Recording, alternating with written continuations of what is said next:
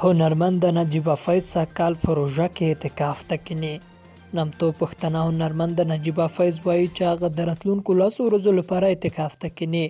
نو ښایي په دې روانو 10 ورځو کې له خپلو مینوالو سره په ټولنیزو رسنیو کې نه وي. نجیبه فیض په خپله رسمي فیسبوک پاڼه یوه ویډیو خپره کړې ده. ویلي دي چې دا ویډیو یې ځکه جوړه کړې ده چې هغه راتلونکي 10 ورځې اعتکاف ته کیني او له دې وروسته به یې ټولنیزې رسنۍ هم بند وي. هغه وایي چې خوشحاله ده که څو ملګرو ورته ویلي دي چې اعتکاف ته ناسته ډیره سخته ده، خو هغه وایي چې په دې ورځو کې به یې عبادتونه او تلاوتونه وکړي.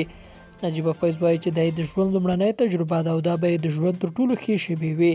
هغه وایي چې تر دې مهاله یې په روژه میاشت کې 3 ځله د قرآن پاک ختم کړی دی. هغه وایي چې تاسې به هم ډېر عبادتونه کړي وي او ختمونه به مو کړي وي.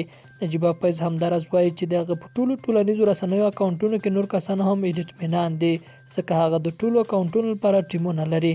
نو کیدای شي هغه ورسره په دې نورو ورځو کې د هغه ځینې شیان خپاره کړي.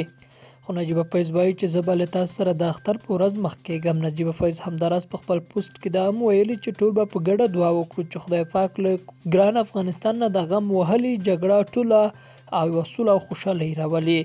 نجیبه فیض د پښتو ژبې نوموتې هنرمنده ده او همداراز په یوه خصوصي خپرونه کې بهمجان له نجیبې سره خپرونه هم چلوي. خو هغې دا نه دي ویلي چې هغه و چیرته ده، روژه چیرته تېروي او چیرته به اعتکاف ته کیني.